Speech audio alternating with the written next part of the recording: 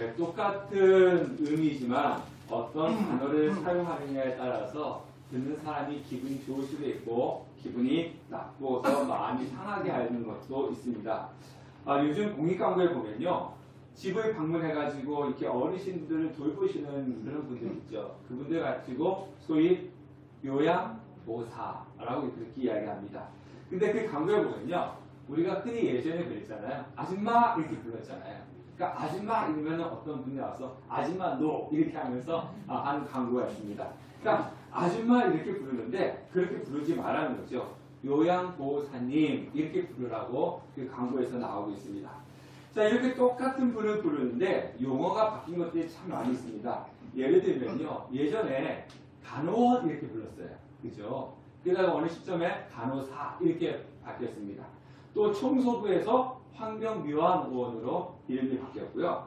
또 저는 초등학교 다닐 때 학교 아저씨, 학교 아저씨 이렇게 불렀는데 요즘은 학교 아저씨가 아니라 주무관님 이렇게 부릅니다. 그죠? 이름이 용칭이 바뀌었습니다. 또 식당에 가면요, 예전에는 아줌마 이랬는데 요즘은 다들 이모님 이렇게 부릅니다. 그죠? 아직 저는 이모님이라는 말은 잘 안 나온 것 같은데 어쨌든 식당에는 예전에 아줌마 뭐 여기요 뭐 했는데 요즘은 이모님 이렇게 이제 용칭이 용어가 바뀌었습니다. 똑같은 업종이고 똑같은 일을 하는데도 불구하고 부르는 호칭이 바뀐 이유는요, 듣는 사람을 존중해 주는 겁니다. 그죠? 아줌마 이렇게 부르는 거하고 요양보호사님 이렇게 부르는 거하고 그 듣는 사람의 마음이 어떤 것이 더 좋겠습니까? 아줌마라고 부르면 받는 것보다 요양보호사님 하고 이렇게 부르는 것이 더 기분이 좋은 거죠. 그러니까 존중해 주어라 라고 하는 거고요. 그 다음에 뭡니까? 이름을 막 부르면 그 사람을 비하하고 그 사람을 업신여기기 때문에 이렇게 좋은 존칭으로 바꾸는 것입니다. 자, 오늘 읽은 성경에도 보면요, 이런 단어가 나옵니다. 오늘 읽은 성경에 보면 여러분들이 반복해서 나오는 단어가 있었잖아요. 일꾼이라고 하는 거죠. 일꾼. 자, 일꾼. 자, 일꾼이라고 하는 말은요, 듣는 사람이 썩 좋은 그런 반응을 보일 수 있는 단어는 아닙니다. 누가 여러분들 보고 일꾼 이렇게 부르면 기분이 네, 저는 일꾼입니다. 이렇게 받아들이지 않잖아요. 뭔가 이렇게 기분이 썩 나쁘고 뭐야 나를 이렇게 업신 여기는 건가? 이렇게 받아들일 수 있는 단어가 일꾼입니다. 그런데요, 일꾼이라는 말은 남의 집 일을 하는 종과 비슷하게 느껴지는 거죠. 그런데 일꾼이라고 하는 이 단어가 예수 그리스도를 믿는 성도들에게 있어서는요, 좋은 의미로 쓰이는 경우들이 참 많이 있습니다. 우리가 흔히 목사님들이 그런 이야기 하죠. 나는 목사님들 자신을 하나님의 종. 네. 이게 일꾼을 다른 말로 하면요, 종, 노예 이런 거예요. 그죠? 근데 좋은 말로 하니까 일꾼이지만, 그래서 목사님들이 하는 얘기가 우리는 하나님의 종입니다. 하나님의 일꾼입니다. 이러면서 되게 그것을 기쁘게 여기고 자부심을 갖는 거죠. 또한 평신도들을 칭찬할 때, 성도님들을 칭찬할 때도요, 그 장로님은, 그 권사님은, 그 집사님은 하나님을 위해서 귀하게 쓰임을 받는 하나님의 일꾼이야. 이런 이야기를 교회에서 많이 하잖아요. 그럼 교회에서 하나님의 일꾼이야 라고 할 때 그것을 듣는 사람들이 뭐야? 기분 나쁘게 일꾼이 뭐야? 이렇게 반응을 보이는 성도님들은 거의 없습니다. 하나님의 일꾼이야. 훌륭하신 하나님의 일꾼이야. 그럴 때 그것을 듣는 사람들은 내가 하나님의 일꾼이구나 라고 하면서 기분 나쁘하지 않고 기분 좋게 그 단어를 받아들입니다. 사도 바울 역시요, 성경에 보면 이 일꾼이라고 하는 명칭을 자연스럽게 많이 썼던 사람입니다. 1장 7절에 보면 에바브라를 이야기할 때도요, 너희를 위한 그리스도의 신실한 일꾼이요. 그리고 23절과 25절에서도 보면요, 자신을 가리켜서도 교회의 일꾼이다. 내가 자신을 가르치는데도 나는 일꾼이야. 이렇게 지금 말씀을 하고 있는 거죠. 그러면 이 사도 바울이 자신을 일꾼이다라고 이야기할 때 그 일꾼의 주인이 누군가를 정확하게 알고 있기 때문에 그렇게 기분 나빠하지 않고 자신감 있게 쓸 수 있다는 겁니다. 자, 일꾼이라고 하는 것은요, 나의 주인이 누구신지를 알기 때문에 거기에 순종하면서 일을 할 수가 있는 거예요. 사도 바울이 내가 일꾼이다라고 하는 것은 나는 일꾼이지만 나의 주인은 예수 그리스도시다. 그래서 나는 예수 그리스도의 일꾼이다라고 하는 그런 의미를 가지고 있습니다. 그래서 사도 바울은 내가 모시고 있는 주인이 예수 그리스도인데 이 땅에서 사람이 모실 수 있는 가장 위대한 주인은 누구냐? 예수님이시다. 근데 나는 그 가장 위대한 주인이신 예수님의 일꾼이다. 그래서 거기에 대한 자부심이 있는 거예요. 이 일꾼의 신분은요, 그 주인이 누구냐에 따라 가지고 달라집니다. 예전에 제가 영화를 보니까 효자동 이발사가 봤어요. 여러분 보셨죠? 효자동 이발사가 요즘은 이용원이 별로 없어요. 남자들 이발. 근데 보통 미장원 가서 많이 하는데요. 예전에는 그 이용원이 있어서 이발사가 있었잖아요. 근데 효자동 이발사는 누구의 머리를 만져 주었습니까? 대통령. 그래서 이제 효자동 이발사 유명한 거예요. 대통령의 머리를 만졌기 때문에. 제 머리를 만져주었다 해가지고 그게 유명세를 떨치지 않을 겁니다. 대통령의 머리를 만진 분이라고 해가지고 효자동 이발사. 이렇게 이제 영화에서도 나오고 그랬습니다. 대선하는 지각도요, 똑같은 대사이지만 어느 나라 대통령으로부터 보냄을 받았느냐에 따라서 또 달라지는 것입니다. 자, 이 골로새서가 쓰여진 당시는요, 로마 시대잖아요. 로마 시대에 노예가 있었습니다. 일꾼이 있었다는 거죠. 근데 이 로마의 노예는요, 특이한 점이 하나가 있었는데, 뭐가 있었냐면, 명찰을 달고 있었다는 거예요. 그러니까 가슴에 명찰을 다는 것이 아니라, 목에다가 이렇게 명찰을 걸고 있었습니다. 근데 그 명찰에 어떻게 쓰여져 있냐면요, 나는 누구누구의 종, 누구누구. 누구누구의 노예, 누구누구. 이렇게 써져 있다는 거죠. 그래서 이제 명찰을 이렇게 달고 다녔어요. 자, 그러면, 그 달고 다니는 것이 수치였겠습니까? 자랑스러운 것이었겠습니까? 어떻습니까? 여기다가 나는 누구누구의 노예입니다. 누구누구의 노예? 신민입니다. 이것이 명찰을 크게 목에 걸고 다녔는데 자랑스러운 거겠어요? 수치스러운 거겠어요? 네, 수치스러운 거겠죠. 네, 노예인데. 근데 이 노예들은요, 그 명찰을 달고 다니면서 사람에 따라서 자부심과 긍지를 갖고 있었습니다. 왜냐하면 거기에 누구누구의 노예 누구누구지 않습니까? 주인의 이름을 적지 않습니까? 그러니까 노예들도 자신이 섬기는 노예의 직위에 따라서 달라졌다는 거예요. 그럼 뭐 황제 노예이면은 대단한 거였죠. 네. 근데 그 직위가 낮으면 낮을수록 좀 수치스러울 수도 있겠지만은 자기 주인의 지위가 높으면 높을수록 그 노예들의 계급이 쫙 정해졌다는 거예요. 그리고 그 높은 관직에 있는 주인을 섬기는 노예들은 함부로 대할 수 없는 그런 존재였습니다. 그래서 가슴에 명찰, 노예라고 하는 명찰을 달고 있는데 자신의 높은 주인의 이름도 있으면 그것이 자부심이 됐던 거예요. 지금 사도 바울이 그런 겁니다. 사도 바울이 나는 일꾼이다 라고 얘기할 때 내가 섬기는 주인은 이 땅에서 가장 위대하신 분 예수 그리스도시고 나는 그분의 일꾼이다. 나는 그분의 노예다. 나는 그분의 종이다. 이건 수치가 아니라 영광스러운 것이었습니다. 그래서 사도 바울은 나는 일꾼이다 라고 얘기합니다. 근데 오늘 성경을 보니까 사도 바울이 예수 그리스도의 일꾼이라고 이야기하지 않아요. 뭐라고 이야기합니까? 25절에 보니까 교회의 일꾼, 그죠? 교회의 일꾼. 오늘 성경에 보면 교회의 일꾼이다. 아니 예수님이 주인인데 예수님의 일꾼이라고 이렇게 이야기하는 것이 아니라 자신은 교회의 일꾼이다. 그렇게 이야기를 합니다. 자, 그러면 여기서 이것은 무슨 차이냐? 교회는 예수님의 몸입니다. 예. 그리고 교회의 머리는 예수님이십니다. 그러니까 결국은 교회와 예수님은 유기적인 하나이기 때문에 곧 교회의 일꾼이다라고 하는 것은 누구의 일꾼이다? 하나님 예수 그리스도의 일꾼이다라고 하는 그런 의미를 가지고 있는 것입니다. 그래서 교회를 섬긴다는 것은요, 교회의 머리 대신 예수님을 섬기는 것과 똑같은 것이기 때문에 그렇습니다. 그래서 사도 바울은 나는 이 땅에서 가장 뛰어난 최고의 존재이신 예수님을 믿고 섬기고 있는 그분이 될 수 일하고 있는 일꾼이다. 그런데 그 주인이 나에게 무엇을 주셨느냐?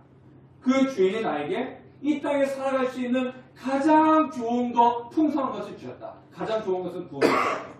근데 그 구원만 주신 것이 아니라 또 사도 바울이 살아가면서 필요한 모든 것들을 하나님께 채워주셨지 않습니까? 그래서 내가 섬기는 주인, 가장 위대하신 분 예수님이시고 근데 그 가장 위대하신 나의 주인이 나에게 가장 좋은 것을 주셨다.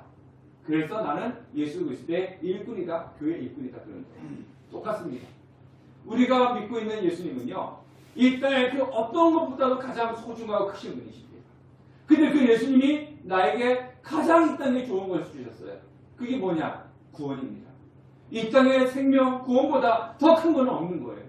그 구원은요, 이 땅의 모든 것과 바꾼다고 해도 바꿀 수가 없을 정도로 크고 소중한 겁니다. 하나님께서, 예수님께서 저와 여러분께 그걸 주셨잖아요. 구원을 주시고 또 살아가면서 필요한 모든 것을 채워주지 않습니까? 그래서 나는 교회의 일꾼, 하나님의 일꾼이다 라고 이렇게 사도 바울이 이야기를 하고 있는 겁니다. 사도 바울 앞에서는, 사도 바울은 이 예수님이 가장 자랑스러운 주인이었고 가장 고마운 주인이었습니다. 바로 저와 여러분에게도 예수님은 나에게 가장 위대한 자랑스러운 주인이고 고마운 주인이신 것입니다. 그 예수 그리스도를 우리가 섬기고 있는 거죠. 그래서 감격과 기쁨을 누려야 되는 이유가 여기에 있는 것입니다. 우리가요, 아버지가 자랑스럽고 내가 섬기는 주인이 자랑스러우면 어떤 일이 생깁니까? 그분을 존경하면요, 절로 충성이 되는 거죠. 우리가 얼마 전에 우리나라에서 모든 국민들에게 지탄을 받는 대통령이 죽었지 않습니까? 그렇죠? 죽었어요. 누군지는 아시겠죠? 네, 죽었는데 근데 그분을 또 따르는 분들이 있었어요. 네, 그분을 따르는데 지금 또 뭐 그분을 따르는 분들이 있어요. 네, 있는데 자, 그런데 잘못된 것을 했기 때문에 많은 온 국민의 지탄을 받지만 그분을 따르는 분들한테는요, 또 그분은 최고였습니다. 왜? 그 이유가 뭐냐면요, 그분을 따르는 분들에게는 그분은 존경이었습니다. 예, 그 이유가 뭐 여러 가지 있었겠지만요, 존경이 있습니다. 존경하니까 뭐가 절로 나오는 거죠? 충성이 나오는 거죠. 예. 바로 마찬가지예요. 우리가 하나님을 믿고 있고 예수 그리스도를 믿고 있고 예수님이 우리 주인인데 예수님을 사랑하고 예수님을 존경하면요, 그의 존경심이 크면 클수록 우리는 자연스럽게 뭐가 나오게끔 되어 있느냐? 예수님께 충성이 나올 수밖에 없는 것입니다. 우리가 사람들이 또 그렇지 않습니까? 사랑하는 자식과 사랑하는 사람이 생기면 그 사람에 대해서 뭐든지 해주는 것처럼 바로 우리가 하나님을 사랑하면 우리가 하나님께 그런 열심과 충성을 가져야 되는 것이 맞는 것입니다. 그래서 저와 여러분은요, 모두 다 뭐가 되는 겁니까? 교회의 일꾼입니다. 교회의 머리 대신 예수 그리스도의 일꾼이라고 하는 겁니다. 그래서 우리는 그 주님을 자랑하며 교회의 일꾼이 되어야 되는 겁니다. 자, 그러면 교회의 일꾼이라고 하면 이 일꾼의 사명이 무엇인지 똑바로 알고 우리는 충성해야 되는 겁니다. 자, 우리가 이 교회 일꾼이라고 하는 것은요, 하나님과 가장 가까이 연결할 수 있는 방법 중에 하나인 것입니다. 24절 말씀 우리가 한번 살펴보도록 하겠습니다. 자, 24절 다 같이 읽어보겠습니다. 시작. 내가 이제 너희를 위하여 받는 괴로움을 기뻐하고 글쎄 남은 고난을 그의 몸된 교회를 위하여 내 육체에 채우노라. 자, 보세요. 예수님께서 복음을 위해서 이 땅에서 모든 것을 다 마치셨었습니까? 그런데 사도 바울이 하는 얘기가 뭐냐면 내가 너희를 위하여 받는 괴로움을 기뻐했고 그리스도의 남은 고난을 그의 몸된 교회를 내 육체에 채우노라. 이게 뭡니까? 예수님께서 고난을 겪었었는데 나도 지금 그 고난을 내 육체에 채우노라. 사도 바울이 복음을 증거하면서 어떤 일을 당했습니까? 감옥에도 갔고요, 돌에 맞아 죽을 뻔도 하고 여러 번 굶기도 하고 강에 빠져 죽을 뻔도 했고 그런 고난을 육체에 채웠다는 거예요. 예, 그런 고난을 육체에 채웠는데 근데 그것을 어떻게 여겼느냐? 기쁘게 여겼다고 그렇게 말씀을 하고 있는 것입니다. 자, 하나님께서 예수님께서 이 땅에 구원 사역을 모든 걸 다 해놓으셨어요. 예수 그리스도를 믿기만 하면 뭐가 이루어집니까? 구원이 이루어지는 거죠. 그래서 예수님께서 십자가 못 박혀 돌아와서 피 흘려 죽으시면서 이 땅의 구원 사역을 다 이루어 놓으셨습니다. 그래서 예수를 믿으면 구원을 받는 거예요. 그러면 예수 그리스도를 믿게끔 하는 남겨주신 사역이 있다는 거죠. 그게 누구에게? 교회에게 남겨주었다는 거죠. 교회에게. 그래서 우리는 남겨주신 사역이 있는데 일꾼을 해야 되는 것이 있는데 그게 뭐냐 하면 교회의 일꾼이 되는 겁니다. 교회의 일꾼. 그래서 교회 바꿔 말하면요, 자, 제가요 나중에 예수님 앞에 딱 섰을 때, 하나님 앞에 섰을 때 하나님이 저에게 물을 때 제가 학교에서 A뿔을 맞았는지 C를 맞았는지 너 왜 F를 맞았어? 이걸 하나님께서 물으시는 건 아니에요. 네. 그리고 A뿔을 맞았다 해가지고 잘했다, 충성의 종이라 이렇게 부르는 것도 아니에요. 제가 우리 이제 교단이 합동측 목사지 않습니까? 합동측에 대한 그 자부심이 있어요. 근데 하나님 앞에 섰을 때 너가 합동측 목사가 되기 때문에 잘했다 이걸 판단하는 것이 아니에요. 이건 그냥 나의 만족이고 사람들 볼 때 내가 이 땅에서 뭐 학교 다니면서 A뿔을 맞았고 이거는 나의 만족이지. 하나님께서 판단하시는 건 뭐냐면요. 학교 다닐 때 A뿔 맞았어? 1등 했어? 아니면은 어디 교단에서 목사 안수 받았어? 이거를 따지는 것이 아니라 무엇을 따집니까? 너가 있는 교회에서 교회를 어떻게 섬겼어? 하나님께서 보시는 건 이거예요. 그러니까 이 땅에서 돈을 얼마큼 가지고 있었어? 이걸 가지고 하나님께서 그러니까 그것을 따지는 것이 아니라 교회의 일꾼으로 교회를 얼마나 어떻게 섬겼어? 하나님은 그걸 보시는 거예요. 그래서 우리는 내가 교회 일꾼으로 교회를 어떻게 섬기고 있는지를 우리는 중요시 여겨야 되는 것입니다. 자, 그러면 교회 일꾼으로 우리가 해야 될 일은 무엇이냐? 자, 우리 교회 일꾼이라고 하니까 어떤 것을 생각합니까? 이 교회를 생각합니다. 이거 교회죠. 이 교회가 예수 그리스도의 몸인 것은 맞습니다. 자, 우리 26절부터 27절 말씀을 읽도록 하겠습니다. 읽어보겠습니다. 시작. 이 비밀은 만세와 만대로부터 감추어졌던 것인데 이제는 그 성도들에게 나타났고 하나님이 그들로 하려고 이 비밀의 영광이 이방인 가운데 얼마나 풍성한지를 알게 하려 하심이라. 이 비밀은 너희 안에 계신 그리스도시니 곧 영광의 소망입니다. 자, 지금 또 그런지 모르겠지만요. 예전에 보면은 이 사기치는 사람들이 어떤 것을 가지고 많이 사기쳤냐면요. 검은색 양복을 입고 검은색 선글라스를 딱 입고 그죠? 그래서 자기는 나라의 중요 요직에서 일하고 있는 사람인데 이런 데서 접근하는 사람들이 있었어요. 그래서 이제 거기에 대부분 이제 여성들이 많이 넘어갔죠. 그러면서 뭐도 갖고 와야 또 당신 무슨 일을 해요? 그러면은 이거는 내가 국가의 중요한 일을 하기 때문에 이거는 국가 기밀이다. 나는 비밀이다. 이건 절대로 이야기해 줄 수 없다. 이렇게 해가지고 사기친 사람들이 있었어요. 지금은 모르겠지만 예전에 그런 사람들이 있었다고 뉴스에서 많이 나왔습니다. 그러니까 말이 안 돼요. 말이 안 되는데 넘어가는 이유 중에 하나가 뭐냐면 나는 지금 내가 하고 있는 것은 국가 기밀이다. 비밀이다. 여기에 넘어간다는 거예요. 자, 국가 기밀은 뭡니까? 아무나 알 수도 있는 일이 아니고 아무나 할 수 있는 일이 아니다. 바로 그거죠. 그런데 나는 그것을 지금 하고 있는 거야. 그러니까 나는 특별한 사람이다. 이렇게 접근하는 거예요. 그러니까 사람들이 국가 기밀을 하고 있으니까 저 사람은 보통 사람이 아니라 좀 특별한 사람이다. 또 이렇게 접근을 거기에 이제 넘어가게 되는 거죠.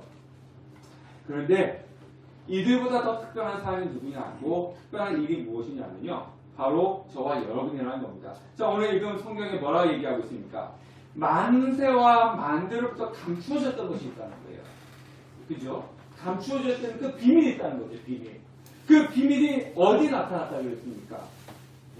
26절 보니까 이 비밀은 만세와 만대로부터 감추어졌는데 창조부터 감추어져 있었다는 거죠. 감추어져 있던 것인데 그것이 성도들에게 나타났고, 그죠? 성도들에게 나타났고, 그래서 하나님이 그들로 하여금 이 비밀의 영광이 이방인 가운데 얼마나 풍성한지를 알게 하려 하심이라. 이 비밀은 너희 안에 계신 그리스도시니 곧 영광의 소망입니다. 자, 이 감추어져 있던 비밀이 어디에 나타났냐? 성도 교회에게 나타난 거죠. 그래서 성도와 교회가 이 하나님께서 숨겨놓았던 비밀의 일들을 감당하는 거예요. 특수한 일을 감당을 하는 것입니다. 자, 그러면 이 비밀이 무엇이냐? 이 비밀은 너희 안에 계신 그리스도시니라.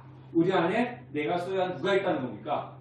그리스도가 있다는 거예요. 자, 그럼 우리가 이거는 여러분 다 알고 있잖아요. 아니, 내가 예수님을 믿고 내 안에 예수님이 있는 것이 뭐 특별한 것이냐? 이게 뭐 비밀이냐? 이렇게 이야기를 할 수가 있는데요. 이건 놀라야 됩니다. 자, 왜 그러냐면요.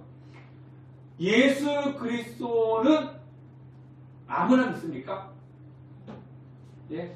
그냥 내가 믿고 싶다고 하면 믿어지는 거예요? 예? 그러면 비밀이 아니죠. 예. 예수님은요, 아무나 믿지 않습니다. 예. 나 예수님 믿어야지. 그런다고 해서 믿겨지는 것이 아니에요. 창세전에 하나님이 예정하시고 선택하신 그 사람만이 성령 하나님께서 예수 그리스도를 믿게끔 하시는 겁니다. 그냥 머리가 좋다고 해가지고 그 사람이 예수를 믿느냐? 아닙니다. 예. 그 사람이 신력이 뛰어났다고 해가지고 예수님을 믿느냐? 그것도 아닙니다. 그럼 반대로 미련하고 부족하다고 해가지고 예수님을 못 믿는 거냐? 그것도 아닙니다. 그러니까 예수님은요, 아무나 믿겨지는 것이 아니에요. 하나님께서 예정하시고 선택하신 그 사람만이 예수 그리스도를 믿게끔 하시는 거고, 그리고 이 성경에 놓여져 있는 이 비밀이, 우리 뭐 이게 무슨 비밀입니까? 이야기할 수 있잖아요. 그냥 아무나 서점에 가가지고 돈 주고 성경책 사가지고 읽으면 되는데, 그러면 그렇지 않습니까? 그런데 왜 이것이 비밀이냐? 아무나 돈 주고 성경책을 사가지고 읽을 수는 있어요.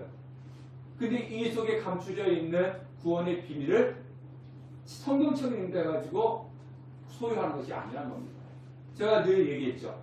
성도들보다 성경책을 더 많이 읽는 사람들이 많다고 했잖아요. 그러니까 저희가 있는 승려들도요, 성경책 읽어요. 도울 김용웅이라고 하는 그 사람은요, 성경에 대해서 원문 가지고 성경을 읽는 사람이에요. 근데 그 사람 예수 믿습니까? 도울 김용웅 예수 안 믿습니다. 성경에 대해서 저보다 더 잘 알아요. 예. 헬라 히브리어 가지고 성경을 보는 사람이에요. 근데도 안 믿어요. 예. 절에 있는 승려들 성경 읽어요. 어떻게 보면 여러분보다 더 많이 읽을 수도 있어요. 근데 안 믿어요. 왜? 비밀이 감춰져 있기 때문에. 그들에게는 비밀이 감춰져 있기 때문에 성경에 있는 것을 믿을 수가 없고 예수 그리스도를 발견할 수가 없는 겁니다. 근데 우리는 성경을 잘 안 읽어도, 성경을 잘 안 읽어도 예수 그리스도를 믿지 않습니까? 그죠? 그리고 예수 그리스도를 소유했지 않습니까? 그래서 비밀이라고 하는 거예요.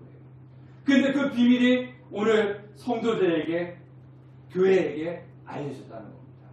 그래서 우리는 어떤 사람이냐? 그 비밀을 맡은 사람, 그리고 그 비밀을 안 사람, 그 비밀을 소유한 특별한 사람이 되는 겁니다. 두 번째는요, 그 안에 무엇이 감추어져 있느냐? 그 안에 지혜와 지식의 모든 보화가 감추어져 있다. 이렇게 말씀을 하고 있습니다. 얼마 전 TV에 보니까 제가 이제 어렸을 때 보물섬이라고 하는 만화가 있었어요. 우리 박수님 기억나십니까? 예. 네, 만화 그 재밌게 봤잖아요. 보고 또 보고 보고 또 보고 보물섬. 예. TV에 나오면 또 보고 또 보고 그랬던 예, 그 주인공이 막 또 그 외다리 탁 이렇게 앵무새 어깨 달고 다니는 그죠? 뭐 그런 보물섬이 있었는데 지금 또 보물섬을 찾고 다니는 사람도 있어요. 옛날 때 만화로만 이야기하는 것이 아니라 지금 또 보물섬을 찾고 다니는 사람들이 있는데요. 얼마 전 TV에 보니까 우리나라에도 보물섬이 아니라 보물섬이 있는데 그 보물섬을 찾아다니는 사람들이 있더라고요. 서해안에 예전에는 뭐 지금처럼 비행기가 있고 트럭이 없으니까 그 귀중한 물건을 실려가지고 임금한테 바치는 것이 뭘로 했겠습니까? 배로에 다녔죠. 배로 이렇게 가서 하다 보니까 태풍이 만나가지고 이 보물섬이 침몰한 거예요. 네. 그래서 그걸 찾아가지고 다니는 사람들이 있더라고요. 보니까 그 안에 보니까 뭐 고려 청자도 있고 무슨 도자기도 있고 막 이런 것들을 이제 꺼내더라고요. 그 한 점이 돈이 엄청난 거지 않습니까? 이게 보물섬이지. 네. 그런 사람들이 있더라고요. 자, 그러면 오늘 여기에 있는 말씀을 보니까 그 안에 보화가 감추어져 있느니라. 보화가. 예수 그리스도 안에 보화가 감추어져 있는데 바로 그 보화이신 예수 그리스도가 우리에게 나타났다는 겁니다. 그러니까 얼마나 놀라운 일이겠습니까? 그래서 사도 바울은 힘을 다하여 수고하고 교회의 일꾼이 되었다라고 그렇게 이야기합니다. 그 보화가 내가 믿고 있는 예수 그리스도인데 그 보화가 나에게 있기 때문에 힘을 다하여 교회의 일꾼이 되었습니다. 자, 우리가 2장 2절 말씀을 보면요. 이는 그들로 마음의 위안을 받고 사랑 안에서 연합하여 확실한 이해의 모든 풍성함과 하나님의 비밀인 그리스도를 깨닫게 하려 함이니 이렇게 말씀하고 있는데 우리가 이제 교회에 입고하니까 교회에 입고 나니까 뭐만 생각해요? 교회 와서 청소하고 그죠? 또 교회 와서 뭐 이렇게 봉사하고 이런 거 가지고 교회에 입고니까 생각을 할 수가 있잖아요. 맞습니다. 물론 교회 와서 청소도 하시고 교회 와서 섬기고 뭐 이런 것도 교회 입군이 맞아요. 예, 이거는 근데 부수적인 교회 입군이에요. 정말 이 성경에서 말하는 교회 입군은 뭐냐면요, 그리스도를 깨닫는 거예요. 예, 예수 그리스도를 깨닫는 게 교회 입군이라는 거죠. 예, 와서 뭐 청소하시는 거 하셔야 됩니다. 뭐 와서 교회를 섬기고 안내하고 뭐 이런 모든 것들 이 교회 입군 맞아요. 근데 그것보다도 더 근본적인 교회의 일꾼이 뭐냐면요, 예수 그리스도를 깨닫는 겁니다. 그리고 예수 그리스도를 깨닫도록 하는 것, 이것이 교회의 일꾼이 해야 되는 거죠. 그러니까 내가 먼저 예수 그리스도를 깨달아야 돼요. 여러분들이 예수님을 믿고 예수님을 알아가시고 깨달으십시오. 근데 그걸 머무는 것이 아니라 또 어떻게 해야 됩니까? 다른 교회 하나님께서 하나님의 그 비밀을 누구한테 알려주었다 그랬어요? 교회, 예수 그리스도 믿는 저와 여러분이 교회지 않습니까? 그 비밀을 우리에게 맡겨주셨는데 그것을 나 혼자 알고 있는 것이 되는 것이 아니라 이것을 많은 사람들이 예수 그리스도를 깨닫게끔 해주는 거예요. 그러니까 하나님의 이름이요, 누가 하는 겁니까? 교회가 하는 거예요. 네, 자선단체가 하는 것이 아니에요. 그래서 교회가 중요합니다. 내가 교회고 우리가 예배드리는 이곳이 함께하는 교회가 교회인데요. 이 하나님의 일을 누구한테 맡겨주었느냐? 교회한테 맡겨주었어요. 자선단체 아니면 나라 아닙니다. 교회가 해야 되는 일이에요. 그래서 내가 예수 그리스도를 깨닫고 많은 사람들이 예수 그리스도를 깨달을 수 있도록 도와주는 것, 그것이 바로 우리가 해야 될 일이고 교회를 세워나갈 교회 일꾼들이 해야 되는 것입니다. 그래서 우리는 이 세상의 직업에 있어서 숙달된 전문가가 되고 한 분야에서 큰 업적을 남기다 할지라도 하나님께서 그것을 보는 것이 아니라 교회 일꾼으로서 어떤 모습을 갖추고 그리고 살아가느냐, 하나님은 그걸 보고 계시는 것입니다. 저와 여러분은 무엇이라고요? 교회 일꾼입니다. 그리고 교회 일꾼인 우리에게 하나님께서 무엇을 보여주셨다고요? 만세부터 만대까지 감추었던 비밀, 그것을 우리에게 보여주셨습니다. 그 비밀이 뭡니까? 예수 그리스도십니다. 그래서 우리는 그 예수 그리스도를 깨닫고 예수 그리스도를 알아가야 되고, 그리고 예수 그리스도를 알아가는 것만 끝나는 것이 아니라 우리를 통해서 수많은 사람들이 예수 그리스도를 깨닫고 알아가게끔 세움을 받은 사람이 누구냐? 저와 여러분이라고 하는 겁니다. 그게 교회 일꾼이라는 거죠. 그래서 하나님 앞에 섰을 때 하나님 우리에게 묻습니다. 너는 교회 일꾼으로 내가 세워놨는데 교회 일꾼으로 얼마나 했어? 뭡니까? 예수 그리스도를 깨닫게끔 하기 위해서 교회를 세우기 위해서 얼마나 노력을 했어? 하나님은 우리에게 그것을 묻는 거예요. 그냥 교회 다니는 거 중요한 것이 아닙니다. 제가 늘상 그러잖아요. 교회 다니는 것이 중요한 것이 아니에요. 내가 뭐 어느 교회 30년 다녔다, 40년 다녔다, 교회 매주일마다 가서 예배드렸다, 이게 중요한 것이 아니라는 겁니다. 내가 교회 일꾼으로서 얼만큼 교회를 애썼느냐, 뭐 교회 청소하고 전도하고 그것도 중요하지만 내가 예수 그리스도 얼만큼 깨닫고 정말 이 교회를 세워나가기 위해서, 이 땅에 교회를 세워나가기 위해서 얼마나 수고했느냐, 하나님은 그것을 물으시는 겁니다. 왜? 하나님은 나를, 여러분을 교회 일꾼으로 세우셨기 때문에 그렇습니다. 한 해 동안 우리 성도님들 교회 일꾼으로 또 이 함께하는 교회를 섬기시느라고 수고들 많이 하셨습니다. 저는 우리 집사님들한테 그런 이야기 했지 않습니까? 나중에 하나님께 섰을 때 너 뭐하고 왔어? 예, 교회 열심히 다니다 왔습니다. 이런 이야기 하지 마라. 하나님, 제가 그래도 교회 하나 세우고 왔습니다. 예, 교회 다니다 왔습니다도 중요합니다. 그게 뭐 나쁘다는 건 아니에요. 근데 교회 다니다 왔습니다 이것보다는 그래도 하나님, 내가 하나님의 교회를 하나 세우고 왔습니다. 이렇게 하나님 앞에 말할 수 있는 그런 성도들이 되었으면 좋겠습니다. 그래서 한 해 동안 이 교회를 세우기 위해서 여러분들 애쓰고 수고 많이 하셨습니다. 내년에도 또 앞으로도 하나님께서 우리에게 교회 일꾼을 세워주셨는데 예수 그리스도를 깨닫고 예수 그리스도를 증거하며 교회를 세우는 일에 적극적으로 힘을 쓰는 우리 성도님 되시기를 바라겠습니다. 그런 자에게 하나님께서 부어주시는 놀라운 축복. 제가 얘기했잖아요. 사도 바울이 자신의 주인은 이 땅에서 가장 크신 분이었다. 첫 번째. 근데 두 번째는 뭐였어요? 그 크신 분이 자기에게 가장 소중한 것을 주셨다. 구원. 근데 그 구원뿐만 아니라 우리 삶에 살아가는 데 풍성함을 주셨다. 이것이 사도 바울이 하나님께 고백하는 것이었습니다. 교회를 사랑하는 자가 예수님을 사랑하는 것입니다. 교회를 세우는 사람이 바로 예수 그리스도의 몸을 세우시는 성도가 되는 겁니다. 그 교회를 세우는 자에게 주시는 하나님의 놀라운 은혜와 축복은 이루 말할 수 없게끔 풍성하게 채워주시는 겁니다. 그 은혜를 풍성하게 받는, 축복을 받는 우리 성도님 되시기를 주님의 이름으로 축원합니다. 아멘. 기도하겠습니다.